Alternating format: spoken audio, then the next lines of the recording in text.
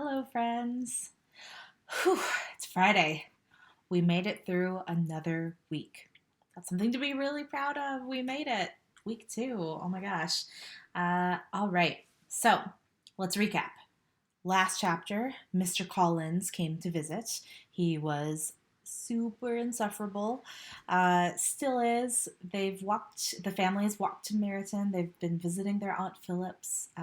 They made a new acquaintance with a very nice, charming young man, a new person who's just joined the regiment. He's going to be a lieutenant named Wickham, who's friends with Denny, who Lydia really likes.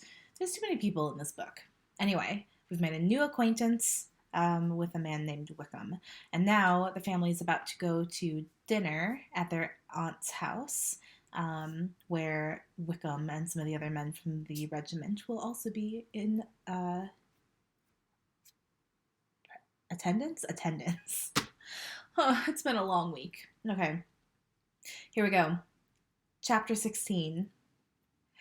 As no objection was made to the young people's engagement with their aunt, and all Mr. Collins's scruples of leaving Mr. and Mrs. Bennet for a single evening during his visit were most steadily resisted, the coach conveyed him and his 5 cousins at a suitable hour to Meryton, and the girls had the pleasure of hearing, as they entered the drawing-room, that Mr. Wickham had accepted their uncle's invitation, and was then in the house.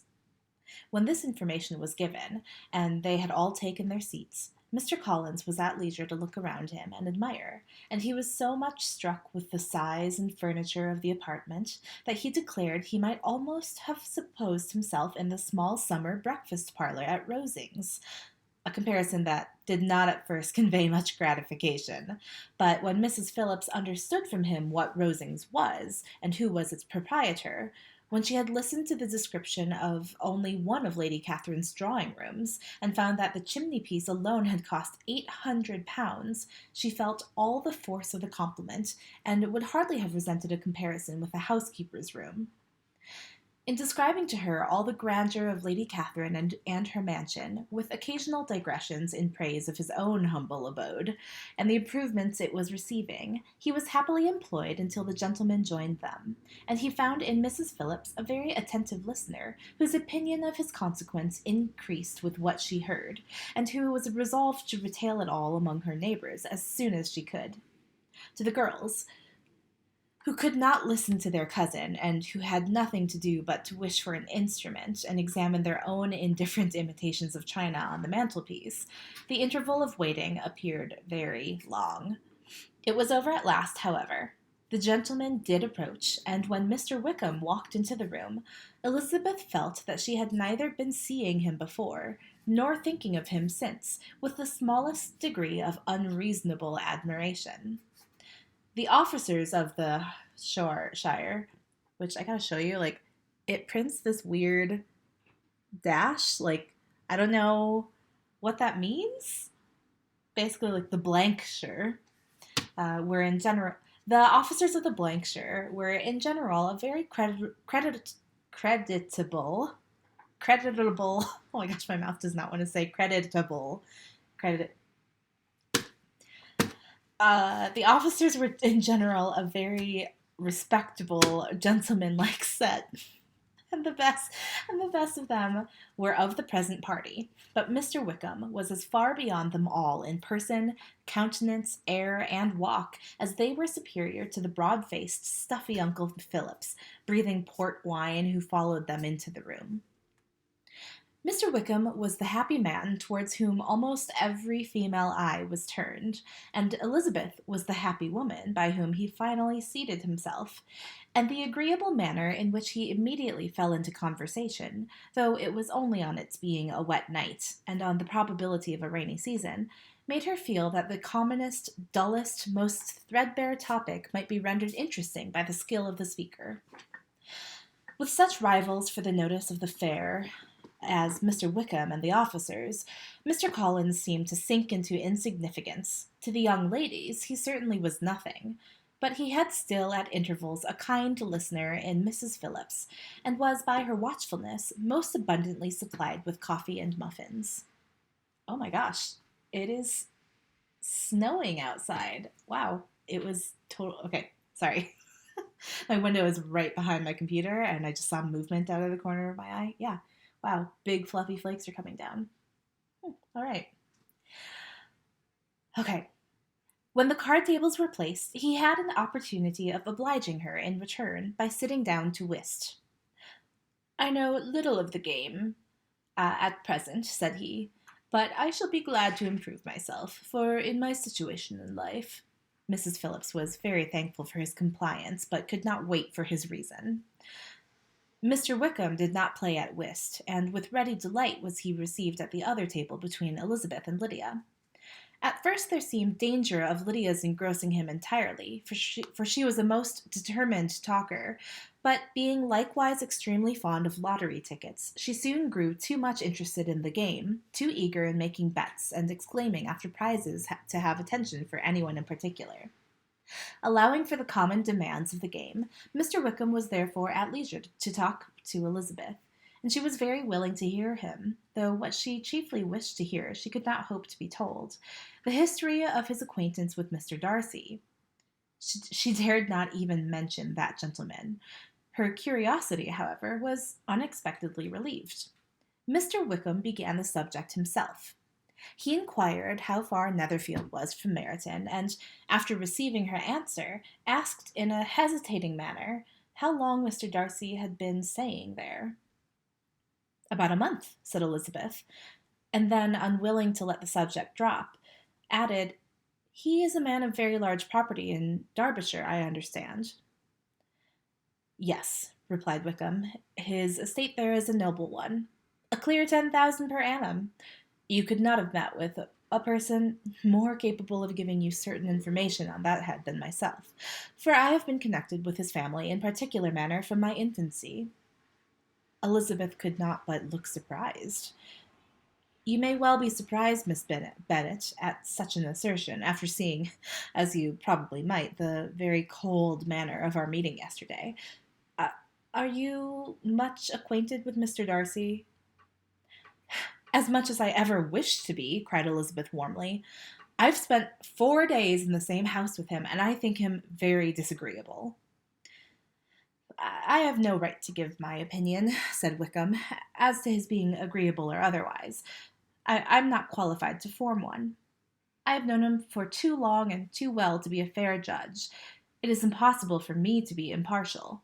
But I believe your opinion of him would, in general, astonish, and perhaps you would not express it quite so strongly anywhere else. Here you are in your own family. Upon my word, I say no more here than I might say in any house in the neighborhood except Netherfield. He is not at all liked in Hertfordshire. Everybody is disgusted with his pride. You will not find him more favorably spoken of by anyone. I cannot pretend to be sorry, said Wickham after a short interruption, that he or that any man should not be estimated beyond their deserts, but with him, I believe it does not often happen.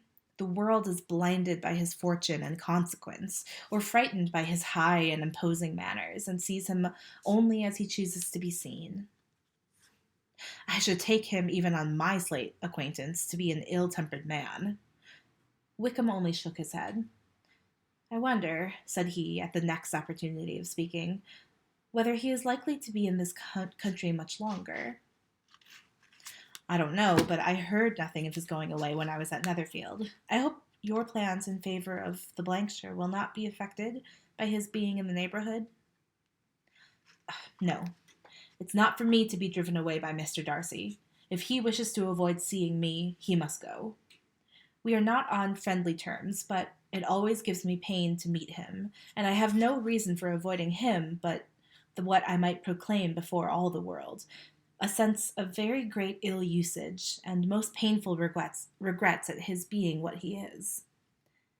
His father, Miss Bennet, the late Mr. Darcy, was one of the best men that ever breathed, and the truest friend I ever had, and I can never be in company with this Mr. Darcy without being grieved to the soul by 1,000 tender recollections. His behavior to myself has been scandalous, but I verily believe I could forgive him anything and everything, rather than his disappointing the hopes and disgracing the memory of his father. Elizabeth found the interest of the subject increase, and listened with all her heart, but the delicacy of it prevented further inquiry. Mr. Wickham began to speak on more general topics: Meryton, the neighborhood, the society, being highly pleased with all that he had yet seen, and speaking of the latter especially with gentle but very intelligible gallantry. It is the prospect of constant society, and good society, he added, which was my chief inducement to enter the Blankshire. I knew it to be a most respectable, agreeable corps, and my friend Denny tempted me farther by his account of their present quarters, and the very great attentions and excellent acquaintance Meryton had procured them. Society, I own, is necessary to me. I have been a disappointed man, and my spirits will not bear solitude. I must have employment and society. A military life is not what I was intended for, but circumstances have now made it eligible. The church ought to have been my profession. I was brought up for the church, and I should at this time have been in possession of a most valuable living, had it pleased the gentleman we were speaking of just now. Indeed? Yes, the late Mr. Darcy bequeathed me the next presentation of the best living in his gift. He was my godfather, and excessively attached to me. I cannot do justice to his kindness. He meant to provide for me amply, and thought he had done it, but when the living fell, it was given elsewhere. Good heavens, cried Elizabeth, but how could that be? How could his will be disregarded? Why did you not seek legal redress? There was just such an informality in the terms of the bequest as to give me no hope from the law. A man of honor could not have doubted the intention, but Mr. Darcy chose to doubt it, or to treat it as merely conditional recommendation, and to assert that I had forfeited all claim to it by extravagance, imprudence, in short, anything or nothing. Certain it is that the living became vacant 2 years ago, exactly as I was of an age to hold it, and that it was given to another man. And no less certain is it that I cannot accuse myself of having really done anything to deserve to lose it. I have a warm, unguarded temper, and I may perhaps have sometimes spoken my opinion of him and to him too freely. I can recall nothing worse, but the fact is that we are very different sort of men, and that he hates me. This is quite shocking. He deserves to be publicly disgraced. Some time or other he will be, but it shall not be by me. Till I can forget his father, I can never defy or expose him. Elizabeth honored him for such feelings, and thought him handsomer than ever as he expressed them. But what, said she, after a pause, what can have been his motive? What could have induced him to behave so cruelly? A thorough, determined dislike of me, a dislike which I cannot but attribute in some measure to jealousy. Had the late Mr. Darcy liked me less, his son might have borne with me better, but his father's uncommon attachment to me irritated him, I believe, very early in life. He had not a temper to bear the sort of competition in which we stood, the sort of preference which was often given me. I had not thought Mr. Darcy so bad as this. Though I have never liked him, I had not thought so very ill of him. I had supposed him to be despising his fellow creatures in general, but did not suspect him of descending to such malicious revenge, such injustice, such inhumanity as this. After a few minutes' reflection, however, she continued, I do remember his boasting one day at Netherfield of the implacability of his resentments, of his having an unforgiving temper. His disposition must be dreadful. I will not trust myself on the subject, replied Wickham. I can hardly be just to him. Elizabeth was again deep in thought, and after a time exclaimed, To treat in such a manner the godson, the friend, the favorite of his father. She could have added, a young man, too, like you, whose very countenance may vouch for your being amiable. But she contented herself with, and one, too, who had probably been his own companion from childhood, connected together, as I think you said, in the closest manner. We were born in the same parish, within the same park, The greatest part of our youth was passed together, inmates of the same house, sharing the same amusements, objects of the same parental care. My father began life in the profession which your uncle, Mr. Phillips, appears to do so much credit to, but he gave up everything to be of use to the late Mr. Darcy, and devoted all his time to the care of the Pemberley property. He was most highly esteemed by Mr. Darcy, a most intimate, confidential friend. Mr. Darcy often acknowledged himself to be under the greatest obligations to my father's active superintendence, and when, immediately before my father's death, Mr. Darcy gave him a voluntary promise of providing for me, I'm convinced that he felt it to be as much a debt of gratitude to him as of affection to myself. How strange, cried Elizabeth. How abominable! I wonder that the very pride of this Mr. Darcy has not made him just to you, if from no better motive, that he should not have been too proud to be dishonest, for dishonesty I must call it. It is wonderful, replied Wickham, for almost all his actions may be traced to pride, and pride has often been his best friend. It has connected him nearer with virtue than any other feeling. But we are none of us consistent, and in his behavior to me there were stronger impulses even than pride. Can such abominable pride as his have ever done him good? Yes.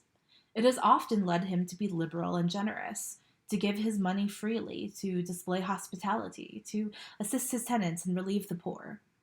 Family pride and filial pride, for he is very proud of what his father was, have done this, not to appear to disgrace his family, to degenerate from the popular qualities, or lose the influence of the Pemberley house, is a powerful motive. He has also brotherly pride, which, with some brotherly affection, makes him a very kind and careful guardian of his sister, and you will hear him generally cried up as the most attentive and best of brothers. What sort of girl is Miss Darcy? He shook his head. I wish I could call her amiable. It gives me pain to speak ill of a Darcy, but she's too much like her brother. Very, very proud. As a child, she was affectionate and pleasing and extremely fond of me, and I have devoted hours and hours to her amusement. But she's nothing to me now. She's a handsome girl, about 15 or 16, and, I understand, highly accomplished. Since her father's death, her home has been London, where a lady lives with her and superintends her education. After many pauses and many trials of other subjects, Elizabeth could not help reverting once more to the first, saying, I'm astonished at his intimacy with Mr. Bingley. How can Mr. Bingley, who seems good humour itself, and is, I really believe, truly amiable, be in friendship with such a man? How can they suit each other? Do you know Mr. Bingley? Not at all. He is a sweet-tempered, amiable, charming man. He cannot know what Darcy is. Probably not, but Mr. Darcy can please where he chooses. He does not want abilities. He can be a conversable companion if he thinks it worth his while. Among those who are at all his equals in consequence, he is a very different man from what he is to the less prosperous. His pride never deserts him, but with the rich he is a liberal-minded, just, sincere, rational, honorable, and perhaps agreeable, allowing something for fortune and figure. The whist party soon afterwards was breaking up. The players gathered round the other table, and Mr. Collins took his station between his cousin and Mrs. Phillips. The usual inquiries as to his success was made by the latter. It had not been very great. He had lost every point. But when Mrs. Phillips began to express her concern thereupon, he assured her with much earnest gravity that it was not of the least importance, as he considered the money as a mere trifle, and begged she would not make herself uneasy. I know very well, madam, said he, that when persons sit down at a card-table, they must take their chance of these things, and, happily, I am not in such circumstances as to make 5 shillings any object. There are undoubtedly many who could not say the same, but, thanks to Lady Catherine de Bourgh, I am removed far beyond the necessity of regarding little matters.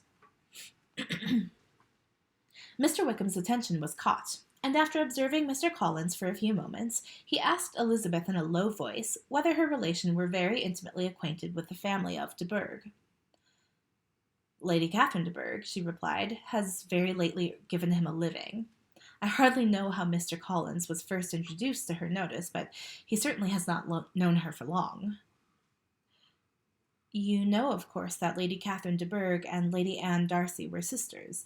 Consequently, that she is the aunt to the present Mr. Darcy. No, indeed I did not. I knew nothing at all of Lady Catherine's connections. I never heard of her existence till the day before yesterday. Her daughter, Miss de Bourgh, will have a very large fortune, and is believed that she and her cousin will unite the two estates. This information made Elizabeth smile as she thought of poor Miss Bingley. Vain indeed must be all her attentions, vain and useless her affection for his sister, and her praise of himself if he were already self-destined to another. Mr. Collins, said she, speaks highly both of Lady Catherine and her daughter, but from some particulars that he has related of her ladyship, I suspect his gratitude misleads him, and that, in spite of her being his patroness, she is an arrogant, conceited woman. I believe her to be both, in great degree, replied Mr. Wickham.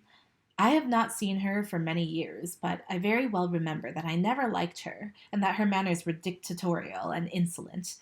She has the reputation of being remarkably sensible and clever, but I rather believe she derives part of her abilities from her rank and fortune, part from her authoritative manner, and the rest from the pride of her nephew, who chooses that everyone connected with him should have an understanding of the first class. Elizabeth allowed that he had given a very rational account of it, and they continued talking together with mutual satisfaction till supper put an end to cards, and gave the rest of the ladies their share of Mr. Wickham's attentions. There could be no conversation in the noise of Mrs. Phillips's supper party, but his manners recommended him to everybody.